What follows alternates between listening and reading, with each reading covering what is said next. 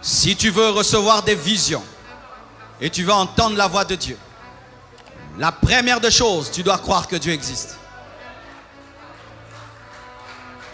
Tu dois croire que lorsque tu pries, tu parles à quelqu'un. Parce que si tu ne crois pas qu'il existe, alors celui qui n'existe pas ne peut parler. Tout commence par la foi en son existence. Et je t'assure que c'est un Dieu vivant. 2, tu dois croire que Dieu parle. Parce que tu peux croire qu'il existe, mais tu ne crois pas qu'il parle. Et toute la Bible nous révèle un Dieu qui parle. Dieu existe, mais il n'existe pas seulement. Il parle aussi. Un autre secret. Tu dois savoir qu'il parle de plusieurs manières. Il peut te parler par une vision. Tu ne dors pas. Comme ça, tes yeux s'ouvrent et tu vois. Il peut te parler dans le songe. Où tu dors et il te parle.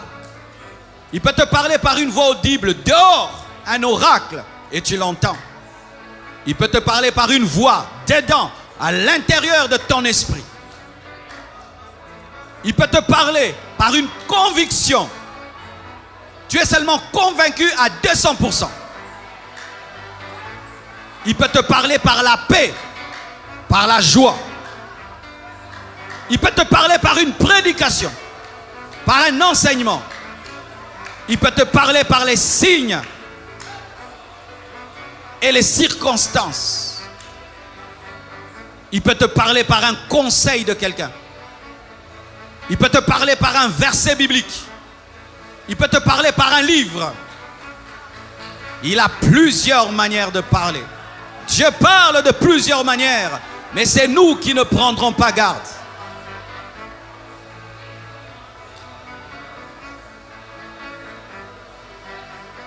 Et aussi, tu dois croire que Dieu veut te parler.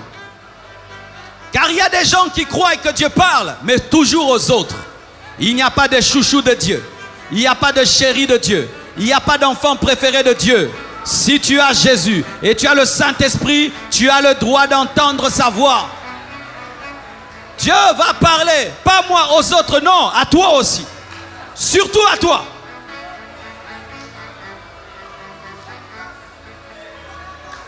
Il faut aussi que tu enlèves la peur. Il y a des gens qui ont peur d'entendre la voix de Dieu. Il y a des gens qui ont peur de voir des visions. Il y a des gens qui ont peur d'avoir des extases, des expériences. N'aie pas peur, c'est ton Père. N'aie pas peur, c'est ton Père. N'aie pas peur, c'est ton Père. N'aie pas peur, c'est ton Père. N'aie pas peur, c'est ton Père.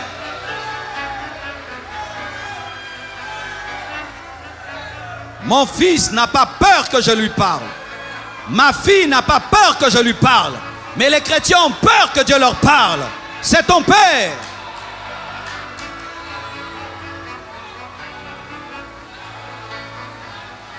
Pour terminer, tu dois désirer ardemment qu'il te parle. Tu dois soupirer après sa voix, soupirer après ses visions. Tu dois désirer ardemment sa direction. Tu dois le vouloir de tout ton cœur. Car Dieu ne se révèle que là où il est désiré. Dieu ne se manifeste que là où il est désiré. Lorsqu'on ne le désire pas, Dieu ne se manifeste pas. Tu dois le désirer de tout ton cœur.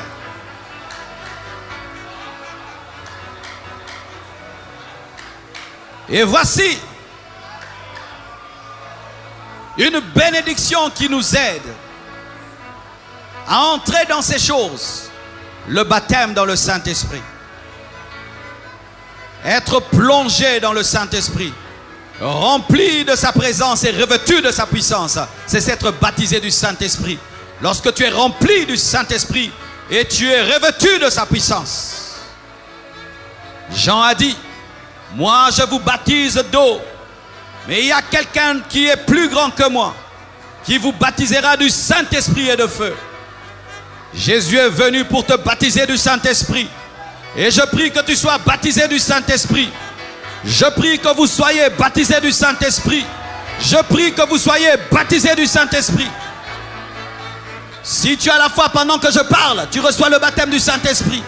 Même toi qui nous suis à la télévision, sur Internet, si tu as la foi, tu vas être baptisé du Saint-Esprit et tu vas parler en d'autres langues. Quand il y a le baptême du Saint-Esprit, il y a aussi le signe du parler en d'autres langues. C'est quoi le parler en langue? Le parler en langue, c'est la langue des anges. C'est la langue des anges. C'est la langue des anges. Un homme qui parle la langue des anges. Tu peux parler la langue des anges. Comment ça vient? Comment le parler en langue vient? Le parler en langue vient, tu sens une plénitude, une plénitude, une plénitude, une plénitude, une plénitude, une plénitude, une plénitude, une plénitude, une plénitude. Et cette plénitude commence à contrôler maintenant ta bouche. Ça commence à contrôler ta bouche.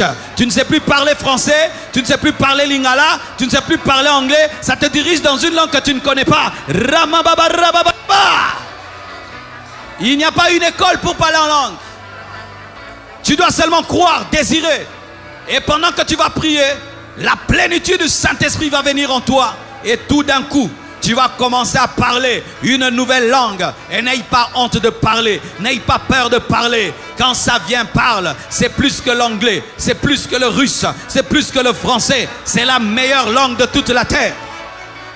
C'est la langue que nous allons parler au ciel. Oui, c'est la langue que nous allons parler au ciel. Michael parle en langue. Gabriel parle en langue. Donc Dieu parle en langue. Qui leur a appris cette langue? La langue du ciel, c'est la langue. Parler en langue, c'est ça la langue que nous parlerons. Comment un Congolais, un Chinois vont parler tous. Tous nous parlons la même langue des anges sur la terre et nous parlerons la même langue au ciel. Le parler en langue est un déclencheur des dons spirituels.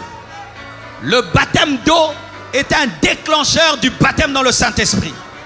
Le baptême d'eau ouvre la porte au baptême du Saint-Esprit. Et le baptême du Saint-Esprit ouvre la porte aux dons spirituels. Regardez dans la parole. C'est vrai, il y a des exceptions.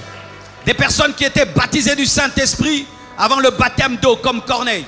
Mais vous allez voir, la plupart des temps, les personnes qui ont été baptisées de l'Esprit ont d'abord été baptisées d'eau, ensuite été baptisées du Saint-Esprit. Et quand les personnes étaient baptisées du Saint-Esprit, on les entendait parler en langue et prophétiser.